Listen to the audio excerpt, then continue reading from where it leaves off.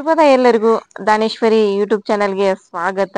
ಇಂದಿನ ದಿನದ ವಿಶೇಷತೆ, ದಿನದ ಪಂಚಾಂಗ ಹಾಗೂ 12 ರಾಶಿಗಳಿಗೆ ಯಾವೆಲ್ಲ ಫಲಾಫಲಗಳಿವೆ ಅಂತ ತಿಳ್ಕೊಳ್ಳೋಣ. ನಮ್ಮ ಗುರುಗಳಾದಂತಹ ಖ್ಯಾತ ಜ್ಯೋತಿಷ್ಯರು, ವಾಸ್ತುತಜ್ಞರು ಶ್ರೀ ರೇಣುಕಾ ಯಲ್ಲಮ್ಮ ಹಾಗೂ ಮಲೆ ಮಹದೇಶ್ವರರ ಆರಾಧಕರಾದಂತಹ ಶ್ರೀಯುತ ಅರ್ಜುನ್ ರಾವ್ ಗುರುಜಿ ಅವರಿಂದ ತಿಳ್ಕೊಳ್ಳೋಣ ಬನ್ನಿ. ಸಮಸ್ತ ನಾಡಿನ ಜನತೆಗೆ ಶ್ರೀ ಅತಿಥಿ ದೇವಿ ಹಾಗೂ ನನ್ನ ತಾಯಿ ಜಗನ್ಮಾತೆ ಸ್ವರೂಪಿಣಿಯಾಗಿರ್ತಕ್ಕಂಥ ರೇಣುಕಾ ಯಲ್ಲಮ್ಮ ಹಾಗೂ ಮಲೆ ಮಹದೇಶ್ವರ ನಿಮ್ಮ ಜೀವನದಲ್ಲಿ ಸುಖ, ಶಾಂತಿ, ನೆಮ್ಮದಿ, ಆರೋಗ್ಯ, ಭಾಗ್ಯ ಎಲ್ಲವನ್ನು ಕೊಟ್ಟು ಕಾಪಾಡಲಿ. ಬಂಧುಗಳ, ಈ ದಿನ ತಾರೀಕು 21/6/2025 ಉತ್ತರಾಯಣ ಗ್ರೀಷ್ಮ ಋತು ಶ್ರೀ ವಿಶ್ವವಸು ನಾಮ ಸಂವತ್ಸರದ ಜ್ಯೇಷ್ಠ ಮಾಸದ ಕೃಷ್ಣ ಪಕ್ಷದ ದಶಮಿ ತಿಥಿ. ಈ ದಿನ ಅಶ್ವಿನಿ ನಕ್ಷತ್ರ ಇರ್ತಕ್ಕಂಥದ್ದು. ಈ ದಿನ ಅಂತಾರಾಷ್ಟ್ರೀಯ ಯೋಗ ದಿನಾಚರಣೆ ಅಂತಲೇ ಹೇಳ್ಬೋದು. ಯೋಗವನ್ನು ಮಾಡಿ, ವ್ಯಾಯಾಮವನ್ನು ಮಾಡಿ ಆರೋಗ್ಯವನ್ನು ಕಾಪಾಡಿಕೊಳ್ಳಿ ಅಂತ ನಾನು ಈ ಮೂಲಕ ತಮ್ಮಲ್ಲಿ ಕಳಕಳಿಯಿಂದ ಪ್ರಾರ್ಥನೆ ಮಾಡ್ತೀನಿ. ಮತ್ತು ಇನ್ನೊಂದು ವಿಶೇಷ ಏನು ಅಂತಂದರೆ, ಈ ದಿನ ಏಕಾದಶಿ ಇದೆ. ಈ ದಿನ ಉಪವಾಸ ಒಂದು ಹೊತ್ತಲ್ಲಿ ಉಪವಾಸ ಇದ್ದು ಶ್ರೀ ವಿಷ್ಣು ದೇವಸ್ಥಾನಕ್ಕೆ ಹೋಗ್ಬಿಟ್ಟು ಬನ್ನಿ. ಖಂಡಿತ ನಿಮಗೆಲ್ಲರಿಗೂ ಒಳ್ಳೆಯದಾಗಲಿ, ಶುಭವಾಗಲಿ. ಈ ದಿನ ನಿಮ್ಮೆಲ್ಲರಿಗೂ ಆ ಭಗವಂತನ ಕೃಪಾ ಕಟಾಕ್ಷ ಸದಾ ಯಾವತ್ತಿರಲಿ. ಶುಭ ಕಾಲ ಬಂದು 7:30ರಿಂದ 9 ಗಂಟೆವರೆಗೂ ಮತ್ತು 4:30ರಿಂದ 6 ಗಂಟೆವರೆಗೂ ತುಂಬ ಒಳ್ಳೆಯ ಕಾಲವಿದೆ.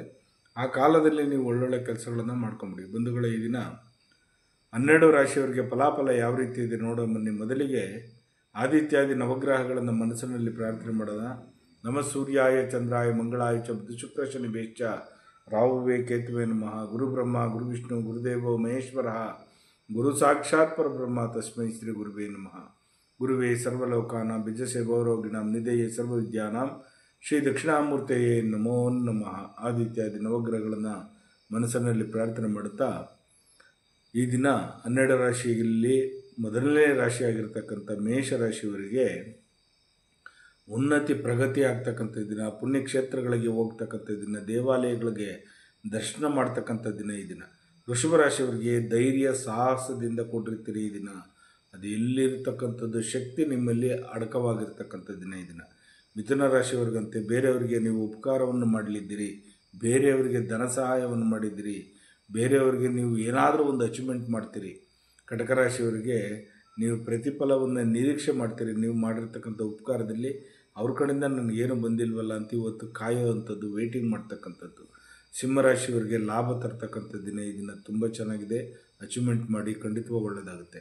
ಕನ್ಯಾ ರಾಶಿಯವರಿಗೆ ಮಹತ್ತರವಾಗಿರ್ತಕ್ಕಂಥ ದಿನ ಈ ದಿನ. ತುಂಬ ಚೆನ್ನಾಗಿದೆ. ನಿಮಗೆ ಸೋಂಬೇರಿತನವಾಗಿರಬೇಡಿ, ಖಂಡಿತವಾಗಿ ನೀವು ಪ್ರಯತ್ನ ಪಡಿ. ತುಲಾ ರಾಶಿಯವರಿಗೆ ಸ್ವಲ್ಪ ಹುಷಾರಾಗಿರಿ. ಈ ದಿನ ಶತ್ರುಬಾಧೆಗಳು ಜಾಸ್ತಿ ಆಗ್ತಾರೆ. ಮಿತ್ರತ್ವ ಇರ್ತಕ್ಕಂಥವರೇ ಶತ್ರುಗಳಾಗ್ಬಿಡ್ತಾರೆ. ಒಳ್ಳೆಯ ಅಣ್ಣ ತಮ್ಮದಿರೇ ಶತ್ರುಗಳಾಗ್ತಾರೆ. ನಿಮ್ಮ ಬಂಧು ಬಾಂಧವರೇ ವಿರೋಧಿಗಳು ಜಾಸ್ತಿ ಆಗ್ತಕ್ಕಂಥ ದಿನ ಈ ದಿನ. ಸ್ವಲ್ಪ ಹುಷಾರಾಗಿರಿ.